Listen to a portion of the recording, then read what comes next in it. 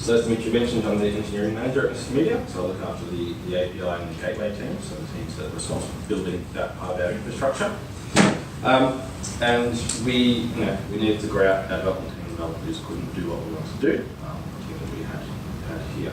So myself and John, who's another engineering manager at MessageMedia, both of us sort of oversee technology, we're given the task of going over to Vietnam and basically spinning up an offshore team over there, getting our development capability running in the same way over to Vietnam.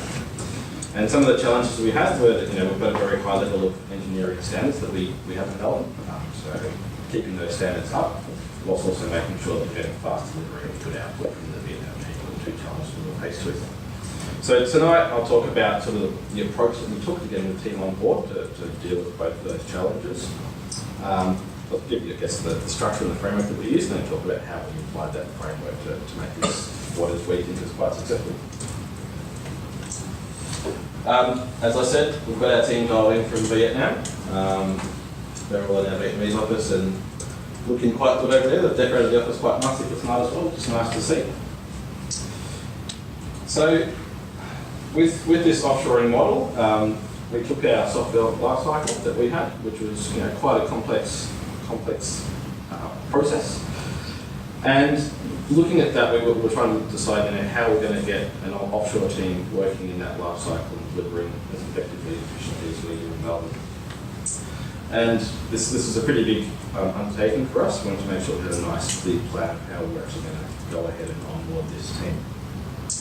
And then sort of conversely, looking at it from the other side as well, if you are an offshoring company or looking to start providing offshoring services, that's really important that you are providing a nice plan, clear sort of series of steps for your clients or the person directing offshoring services to come on board and give them confidence that they'll be able to integrate well with their development lifecycle.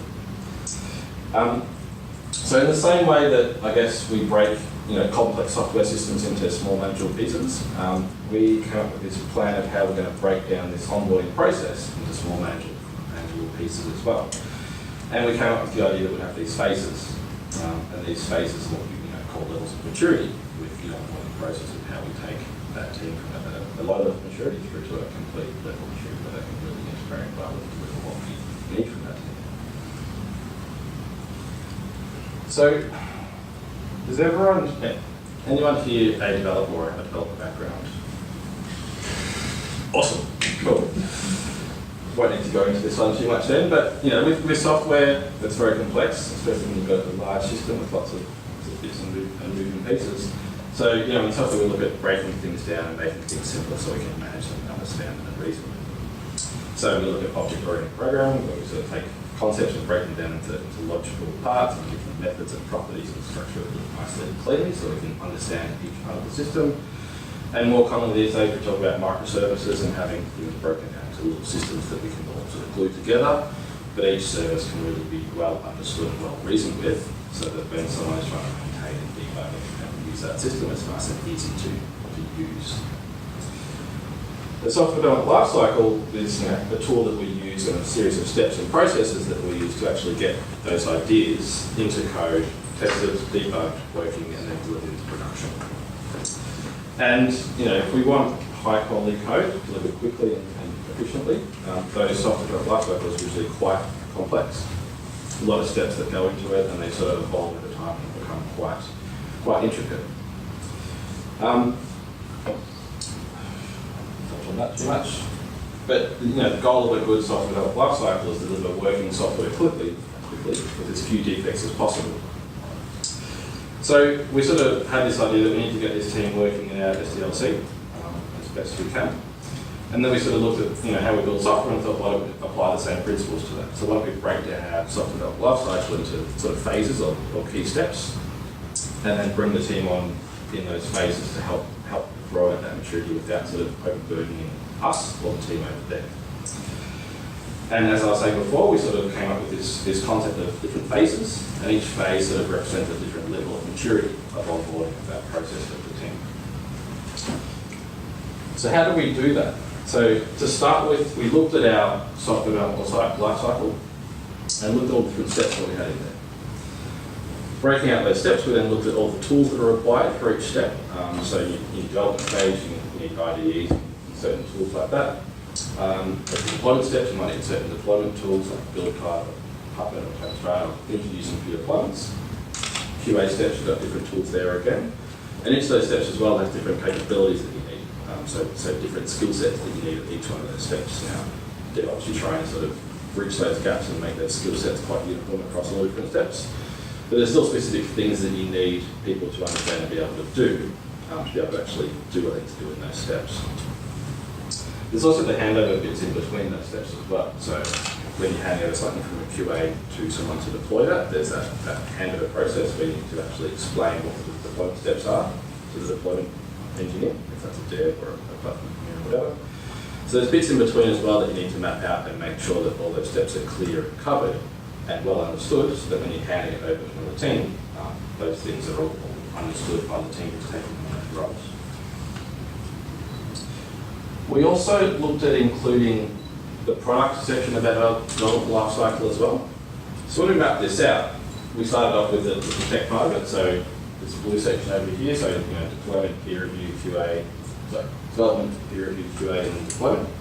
But we also wanted to include and look at the product side of things as well, the analysis side of it, I guess. So taking a feature request, doing the architecture of how it's going to fit into our platform, looking at the story definition. So from our architecture, we take that and break it down to a series of stories to actually implement that architecture and that architecture solution, and then grooming those stories to a point where the team understands them well enough to actually then go and implement the solution that's defined to meet those requirements.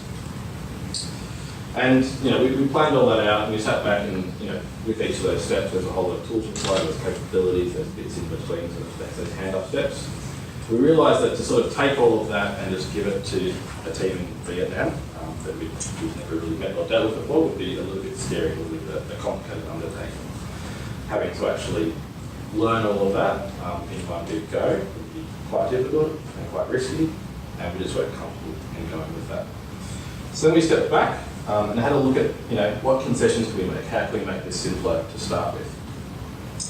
So we looked at the start and the end of our value chain, our life cycle, and realised that up toward the left, the feature request after the architecture would require a lot of domain knowledge. To be able to architect something to sit within our platform, you need to understand really well what our architecture looks like across the whole system and know where those specific parts are going to fit in and how they'll interact with other parts of the system. Now at the other end, in the deployment step where we actually push these changes live into production, we identified a lot of risk there. People are just pushing stuff into production in a new platform without really understanding what the changes are and how to roll back if they need to. There's a lot of risk in that. Our customers and hurt the delivery of that value. So we made some concessions and said, look, we'll leave those parts out of this onboarding process for now. We'll focus on sort of the bits in the middle, where it's not less domain knowledge, but it's a bit safer for people to be onboarded in that area with less risk and giving us a high level of success. So then we looked at that and said, great, so what are the first pieces of work that we can give in a safe and manageable way that we'd feel comfortable with, but also again, giving them a good level of success and making them feel comfortable.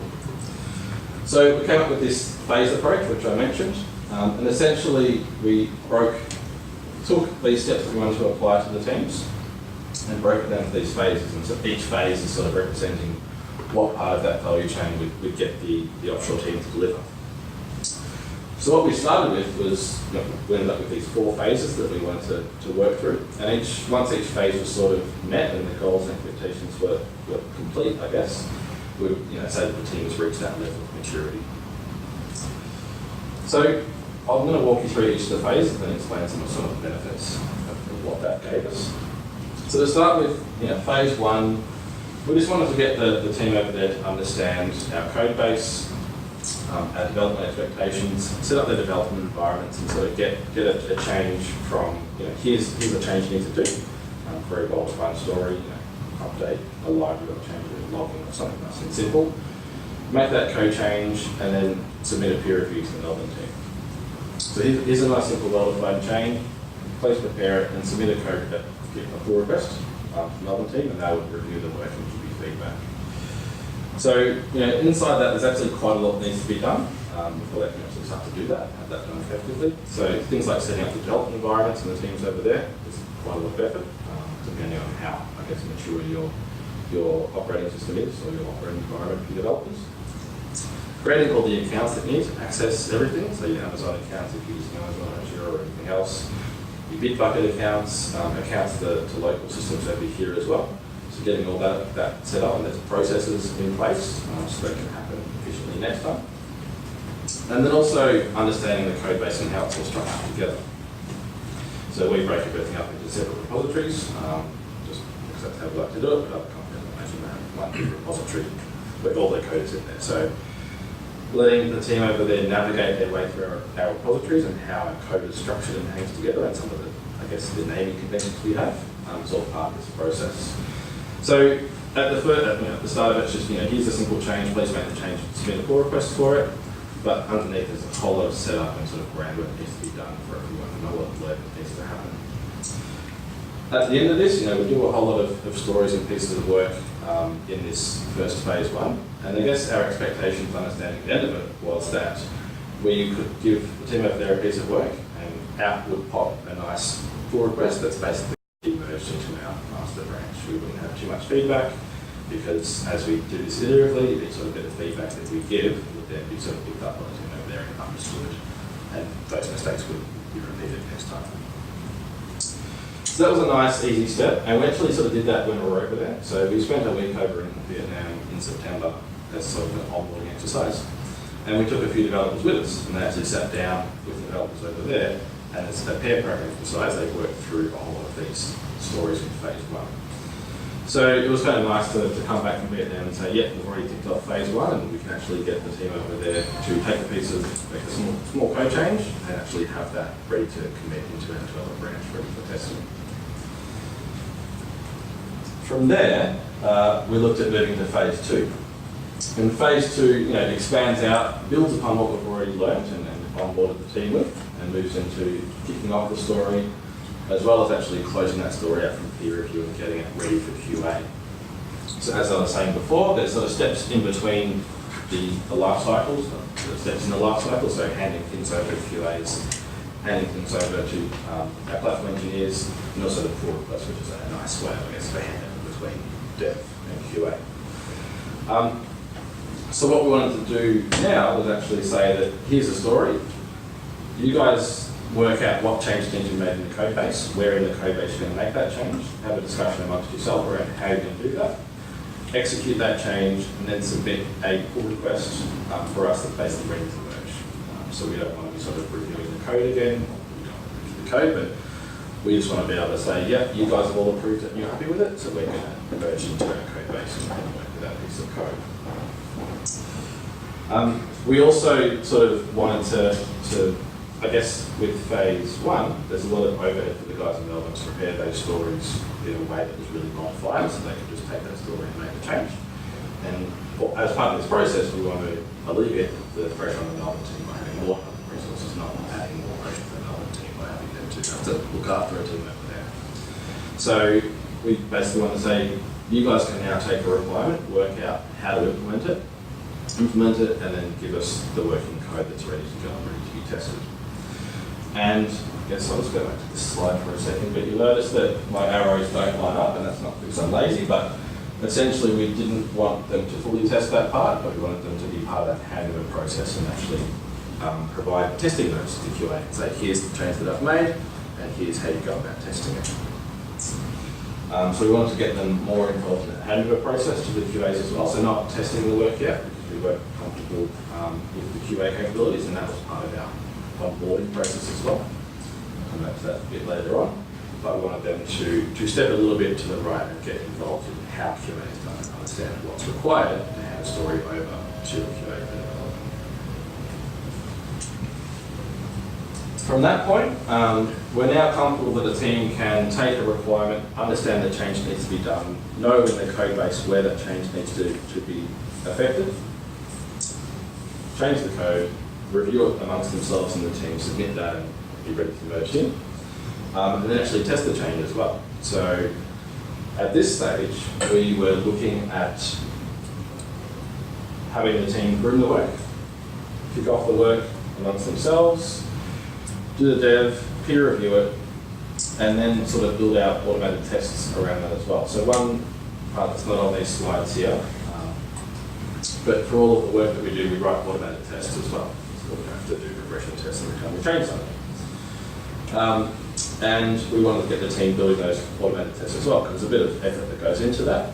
We didn't want to put that burden onto the Melbourne team, so we wanted to make sure that the university were owning what they did, doing sort of as much as the Melbourne team as part of their work.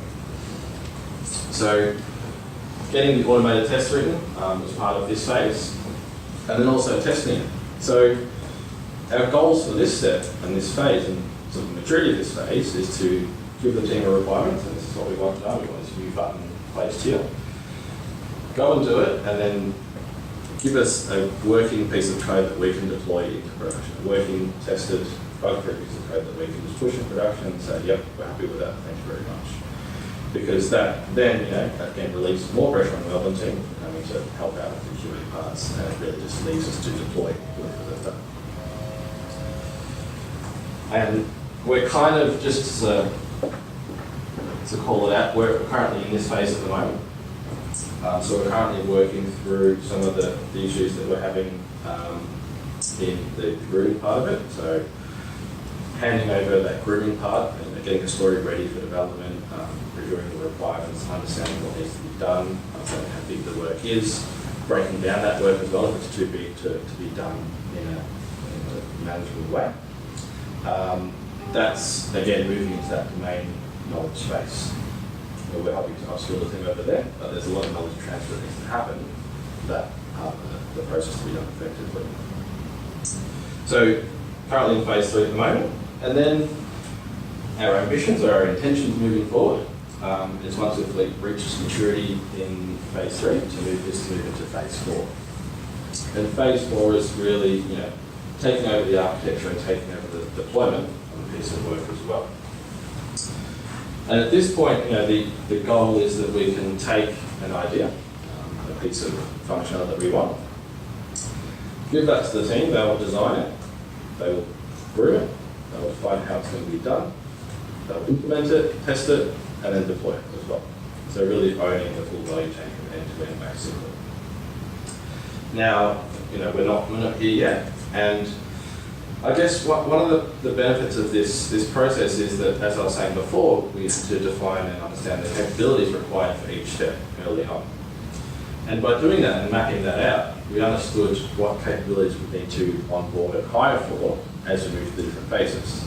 So a good example of that is that we understood that for phase 4, we need to have a DevOps engineer on the ground over there to help with deployments and help with the platform engineering side of things. And we also need sort of a solution architect to help with the architecture side of things. Now, we're currently hiring for those roles at the moment, but we didn't bring them on board straight away because we sort of thought we'd leave those bits of the value chain to later, which allowed us to sort of focus our recruitment on what capabilities we needed for the phases that we were onboarding. But also that allows the forward plan and say, well, we're going to move to phase 4 in a couple of months. Let's start the recruitment process for the capabilities that we need in that phase. And again, there's a lot of domain knowledge in this one as well, so we're spending a lot of time with the teams over there helping them understand the overall architecture, because what we've got is quite a sprawling platform of bits and pieces, all broken up into little microservices here and there. Not even I can sort of fully understand everything that's going on. So there's a lot of knowledge transfer for this domain knowledge to be handed over, so that the team over there can take a solution and architect it and deliver it all for us through production. There's also, I guess, the tooling concerns with deployments into production as well, being able to deploy something into production, being able to understand if it's gone wrong, and then being able to safely roll that back without impacting customers or limiting the impact that we have to customers in those types of issues. A couple of the key benefits and learnings that we've got from going through this process. The first one was expectations and progression within the team on the ground over there. So being able to clearly define sort of what we expect at each level of the phasing, helped us to have those conversations around, where are you guys at in the onboarding phase? What are you doing that we're expecting you to do? Having those phases really clearly defined and said, we need you to get to this point. So please focus on improving the QA process. Please focus on improving the kickoff process. We're not seeing that being done well enough, for example. And they also gave them a nice understanding of what we expected, and also some sort of goals and milestones to hit and say, great, we've reached this step, let's move on to the next phase of maturity. It also helped myself and John with reporting up to the executive team about how this was going. So this was a pretty big and risky undertaking for us as a business. We pride ourselves on our technology capabilities and our technology sort of performance. We are a tech company, so to give a big chunk of our technology development to a team overseas was a little bit scary. So it was John and I's role to make sure that the executive team were comfortable with how this was going and being able to report back and say this is where we're at, this is the roadblocks we have. And being able to have these phases kind of allowed us to really clearly articulate how it was going and what we needed next and the things that weren't going well. So we go into the meeting with execs and say, we're at phase 2, this is what we expect phase 2 to look like when it's done, and we could sort of give rough indication of how long that was going to take. And then we could also say, we're moving to phase 3, we need to hire this person, and that person before we can actually take that next step. And that gave me a lot of confidence in how things were going, which was great, because confidence from the execs is kind of what you want when you're taking on this type of thing. So it was a really good way to sort of measure something that's quite intangible and difficult to measure. So where are we now and next? So as I mentioned earlier, we started this in the middle of September last year. We went out there for a week, for a discovery week, and we had 1 or 2 developers hired at that point, ready to go. Since then, we've grown out the team to 20 developers, QAs, front end, back end. We've also got DevOps engineers starting with us soon. So the team's grown quite a bit. It's almost 1 person per week if you take out sort of the holidays for the Melbourne beer now.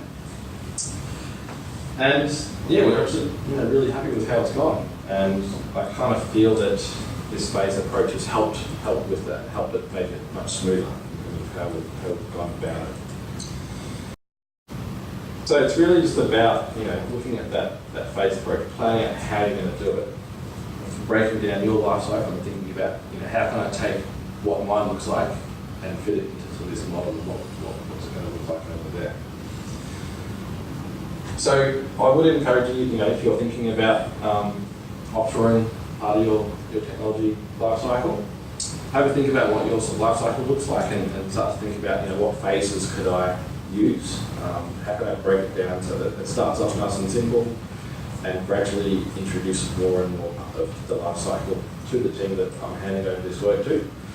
And then conversely as well, if you're wanting to offer these types of services to a team, so maybe it's a team in Sydney or Brisbane if you're an Australian company, for example, it doesn't have to be overseas.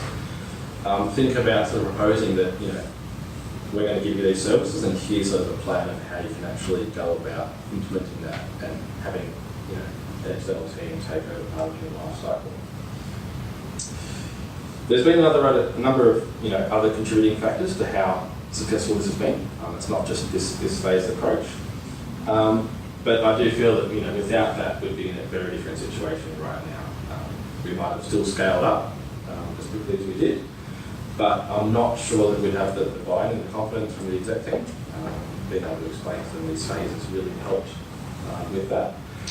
But also I don't think we have the confidence in the team over there in knowing exactly where they're at and being able to assess what gaps there were and being able to fix those gaps quickly and easily. This phased approach is really nice and it gives that measurement for something tangible, which really helped us.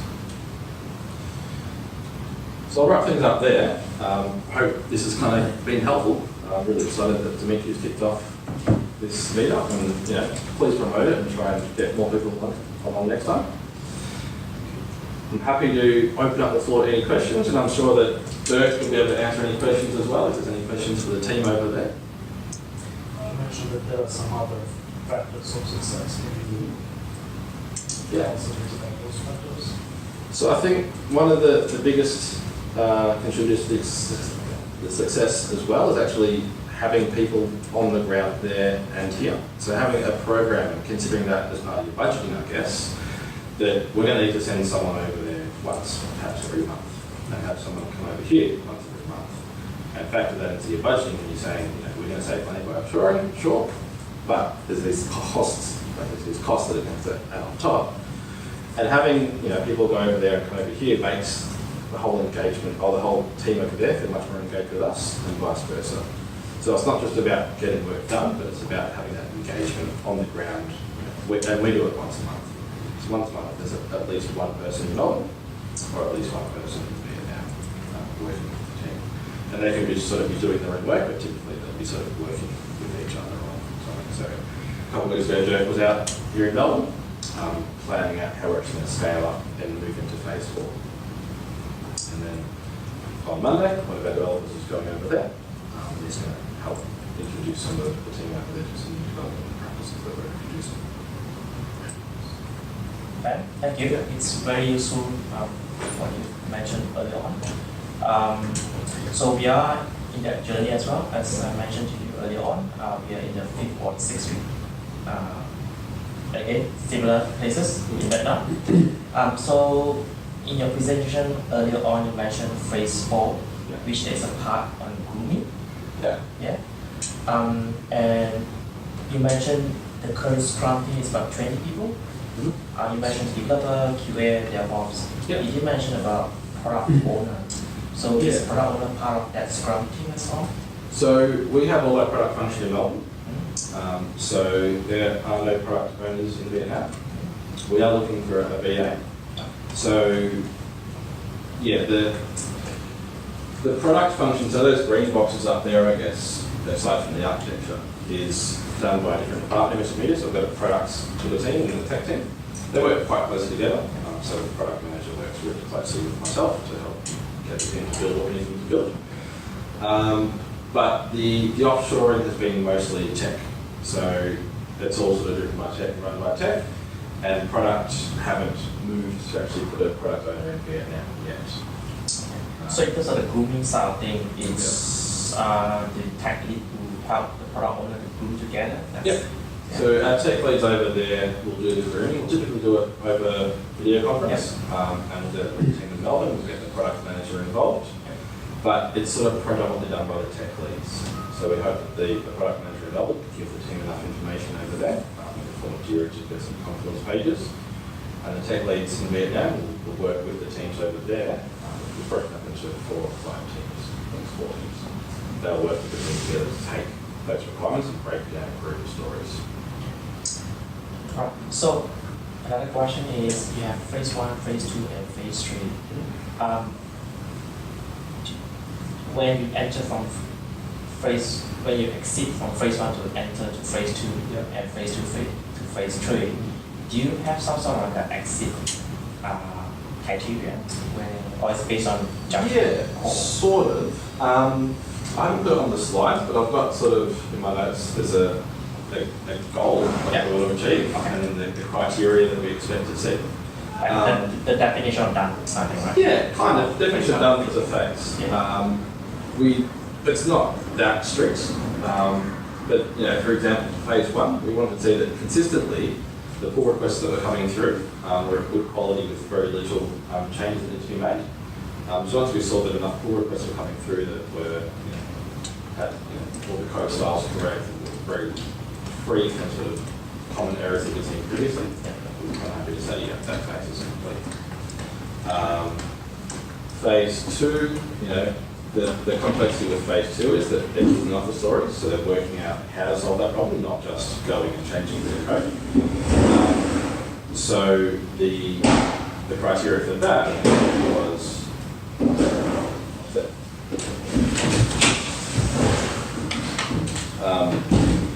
the solutions they came up with, because they were so.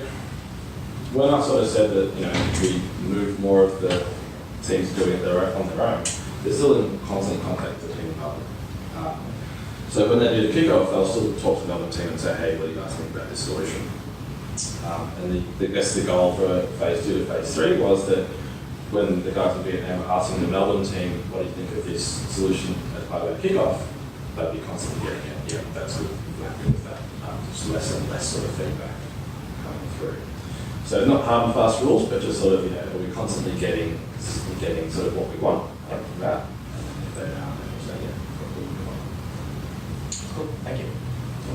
Who takes care of the non-technical side of the business there? Do you have like a team looks after it from here, or do they have their own people there, like HR, Yeah. that sort of thing? So we're using a company over there called Pico, and they look after all of that for us. So HR, admin, finance. They put together the office for us, got all that set up. So it's a company over there that does all that for us. But the team over there are part of MessageMedia. They work with MessageMedia. The office is all branded MessageMedia. So subsidiary of MessageMedia. Yeah, essentially partnership. So we treat MessageMedia employees. We interview them as well. So when they're coming on board, we'll actually do a video interview with them before they get.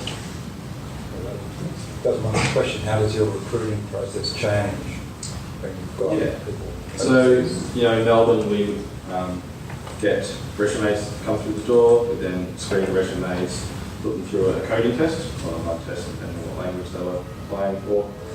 We would then review the test results, and if they were all good, then we would bring them in for an interview, have an interview with the hiring manager and dev manager,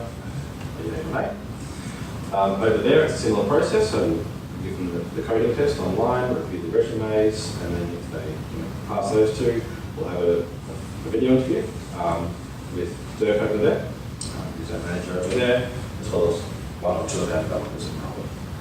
So same process, just done with video conference. You mentioned you use Jira and Confluence for communication. Do you use any other tools to help communicate, and do you run into any issues, like language issues, dealing with the team? Jira, Confluence, HipChat, all the Atlassian suite basically. We've started using Slack as well, just because everyone's using Slack instead of HipChat. So they're the main tools we use to communicate. The other one is Lifesize. So the video conferencing software that we have is quite good. We've got these Lifesize setups in all the rooms, and what we're doing now is plug your laptop in, it displays what's on the screen to the team over there. That's a big part of it, I think, being able to quickly dial in from the team. We can use HipChat as well for video conferencing, but I think having it on the screen, TVs and meetings is really helpful as well. But apart from that, that's about the only tools. And what about language? I've found I've got a team in Vietnam, and we have they can write English very well, but when we speak, there's a real accent problem that we have trouble with. Yeah, so especially in a similar dodgy case. I try and speak slowly, so hopefully I've spoken slowly enough to understand tonight. But yeah, sometimes it's easier to have a conversation on HipChat than it is to speak. But we do a stand-up every day at 2 o'clock via Lifesize. So we'll get up and can still talk and have that face-to-face communication. But yeah, you're right. Sometimes it is more effective to write something down. Yes, one thing that we try to solve at the moment, which Andre and I, is the real-time whiteboarding, right? Yeah. So Andre is a solution architect, and he like to draw diagrams and so on and so forth. Yeah. And your team, there'll be some draw on the board, sometimes there's a glare, sometimes all these things. Have you guys start to explore certain options on how to do real-time whiteboarding and so on? Yeah, we haven't tried it. We've had meetings where we do point the camera to sort of the whiteboard up there and try and draw, but it's not that effective. Exactly. Did you try it before? Yeah. We haven't found it worked very well. I'm not sure if you guys agree with that, but typically it's drawing something on Cliffy or drawing a whiteboard diagram, taking a photo and then sending it through. I do find personally that when we go over there, we spend a lot of time whiteboarding because it's a really powerful way of getting a message across. So whenever we are there in person, we look at lots of whiteboarding sessions that unfortunately is one of the Are there any smart boards that you can use? There might be. I was just thinking about that when you asked. We haven't looked into that, but Yeah, there's a lot of interesting things you can do with smart boards. yes, Because they use it at schools and something I would look into. That's in terms of your local team around continuous improvement, so like retrospective is part of your local practice. Yeah. And are you doing that with your Vietnamese team? So, the question was, are you guys doing retrospectives over there? Yes, we do. Yeah. We do in our teams here, but also with the teams in Melbourne. So together. So you do the retros together? Yes. And you find, you're getting that continuous improvement that you get from being all face to face and working together? So the question was, do you get the continuous improvement factor out of those retros as well? Well, again, I would say yes. So we document the results and then follow up. Also, then we have the team network which has to check how the team feels here and how they like the processes. So beyond the results, we also have other sessions to analyze what's going on in these teams. Yeah. So we do have not high level ones, but Dirk was here a couple of weeks ago, and we spent quite a few meetings just discussing problems that he's been picking up over the last few months and working out solutions to those. So not as frequent as a 2-week retro type cycle, but we do sort of do a high level retro, and Dirk and I catch up once a week on lifestyles as well and talk through some of those problems and how we can find solutions for them.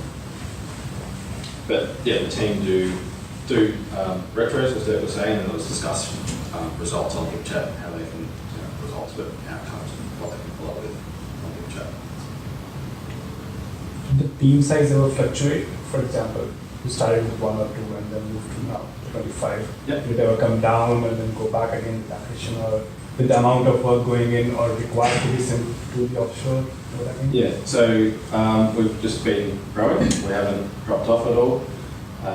We've sort of been planning out, trying to plan out in advance how much work we've got upcoming. And currently we've sort of got our limit at 35 in terms of based on how much work we have in our pipeline with the product team and how quickly we want to get through that as well. We've sort of capped it at 35 at this stage. But there's no point that we're going to drop down at this point. There's a big backlog of work, and really the factor is how quickly we want to do that. And phase 1, I'm assuming that you designed story, you had a low-level design, and you just gave it to the offshore team to develop it. Yeah. Was that the case? Yeah. And in that phase, how much time did the onshore team have to spend to be able to get to a point that yes, this low-level design, this format is definitely going to work if I send it across?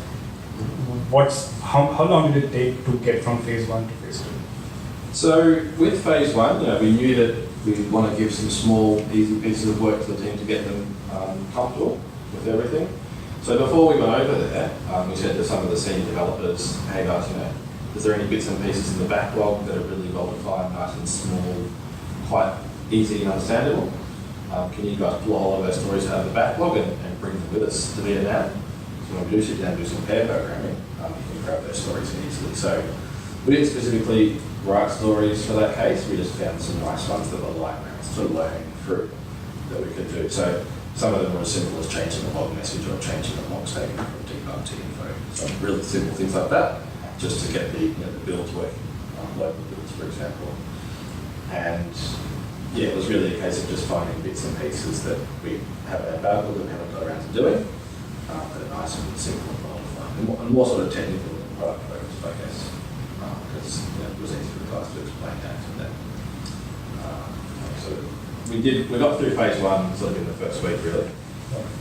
So as John and Dirk and myself were working through the team structure and how we're going to work together, we sort of left the developers in a room and they sat down and worked together and paired program for the week, basically, just getting development environments set up, getting accounts set up, and then working through all those little stories. And then at the end of the week, The senior devs were like, yeah, they're really good. They've done everything we want to do. They understand it. They've got everything set up. They're happy to start giving people pieces of work. So how long do people generally stay over there or come over here? So you mentioned once a month, but do they stay for a week? Yeah, it's usually a week. So fly out Monday, come back Friday night. Yeah, that's usually the time. It's more about the FaceTime and getting to know the person that you're chatting every day, really. But you know, you can do sit there and do some work with them, or they can do their own work. It's more just about being in the office and having that engagement as well. Flies too long. 8-hour flight. So we usually fly out Monday morning and get there Monday afternoon. And there's a Friday night flight that we get back, which goes overnight and gets back in the morning. So how do you go about time differences? So the time differences aren't too bad. It's 3 hours behind us, so they come online at lunchtime now. It used to be 1 o'clock with daylight savings. They'll start at lunchtime. We do our stand-ups at 2 p.m. So the guys in Melbourne do a 10 a.m. stand-up, and they do a 2 p.m. stand-up with Vietnam. It's manageable. We've got 5 hours overlap, 5 or 6, so that's not too bad. We just want to make sure we schedule the meetings in the morning. We sometimes have lunchtime meetings, so sort of round-back sessions, so they're kind of first thing in the morning for these guys over there. But we deal with that okay. A lot of the devs in Melbourne sort of start at 10 o'clock as well. Have you found it? Sorry. Yeah. Have you found it's had any impact on the way you actually architect your systems to make them work more logically? Not really. We went through a big transformation phase about 4 years ago, where we took our big monolith and broke it down into microservices. And at that point, we scaled out the team massively as well. So we went from like 5 devs to about 30 devs in Melbourne. And at that point, we realised we had to restructure things in a way that's nice and separated. So I guess having that work being done previously kind of perhaps made this a bit more successful as well, in that we already had that nice sort of separated platform. So probably a good point actually, yeah. So we do have a nice distributed system that's quite easy to partition and work off and do without affecting the rest of the system. Maybe there's one question over here, like as you are creating the new teams over there, Yeah. so maybe this phased approach has worked quite well. But maybe let's say down the line, once the team is there and if you have to relaunch maybe some improvement things or like that, then maybe will this phased approach improve or do we have? So if we had to bring up another team? Yeah, or? maybe another team or maybe you could say. So I think we've been bringing on other teams as well. So we started off with 2 teams and we scaled out to 4 and 5. So this phased approach isn't sort of team specific, it's just for the whole onboarding exercise in general. Yeah, just for the new teams. Once you are putting the new teams, right? Yeah. If there are, let's say, the existing teams, once you have, let's say, 35 people, Yeah. and maybe down the line after a year or so, if you have to again revamp the things or like that. If we add more teams like that. Yeah. So I think part of this is not just onboarding a specific team, but it's the whole capability. So the teams over there understanding our life cycle and being able to help each other out. Mm-hmm. So team 1 have gone through the phase 4. Yeah. They can then help team 2 to come on board hands-on on the ground over there. So we don't go through those 4 phases for each team. It's more as the teams grow. When a new team starts, they sort of immediately start at phase 3 because they have the people on the ground to help them with all the things that are involved in being that phase. If that makes sense. So that's on a company level or organizational level? Yeah, essentially. So we've brought on a new team.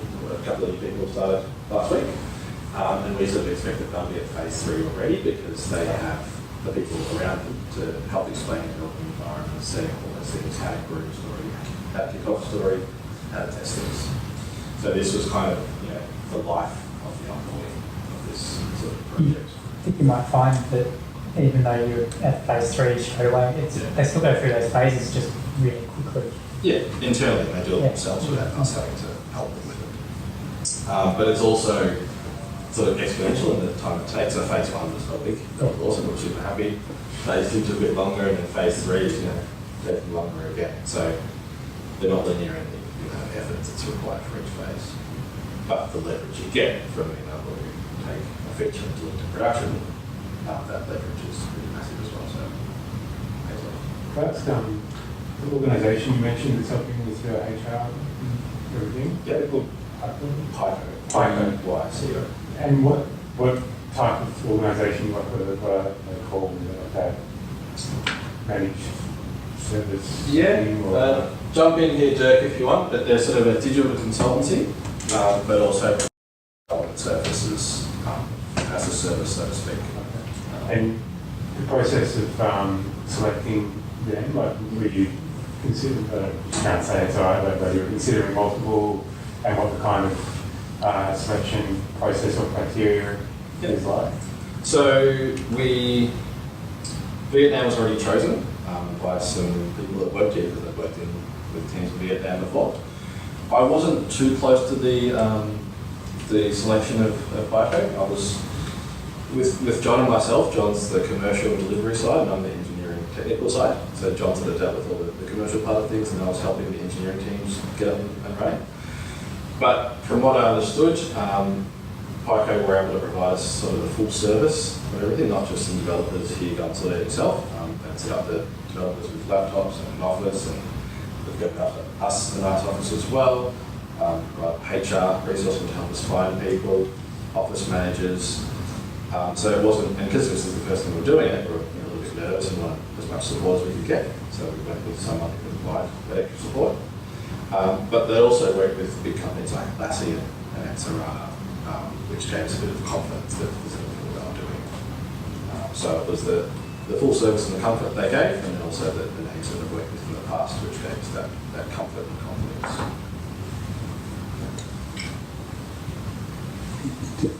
In terms of team structure, your current teams, are they a mix of Melbourne members as well as Vietnam members, or are they actually separated? How's that mix of the percentages? Yeah, so we've gone with the Spotify type model where we have a tribe, and in that tribe we've got different squads. So each squad is made up of about 5 people, 3 devs, a QA, a platform engineer, and each squad is country specific. So we've got in the messaging tribe, the tribe that I look after, which is the API and the gateway parts of our platform. There's 1 team in Vietnam, and there's 2 teams in Melbourne. So they're in the same group, but they're separate teams that have their own sort of delivery, if that makes sense. Okay. So we've all got sort of one big backlog, but each team sort of given an epic on that backlog to deal with. So it's not too much stepping on each other's toes and passing work back and forth. That makes sense. Did you experience any cultural differences, like align like your company and company like a team in Vietnam? Because again, like national specific or any of this? Not too much. There was no sort of cultural issues that we had. I think it was just behavioural differences between the way that the team in Melbourne behaved versus the team over there behaved. And sort of learning styles were a bit different as well, that we weren't familiar with. Dirk's been excellent in being able to help us understand those, and then he's on the ground with them all the time, so he's able to manage that for us quite well. So you have kind of person who was hired especially to solve these issues? Yeah. So Dirk, the guy in the middle there, he's worked in this model before with Pico, and we recruited him as our development manager or engineering manager over there. So he was able to sort of help us with that. He's basically the manager over there who we consult with. It's been really important having that person there.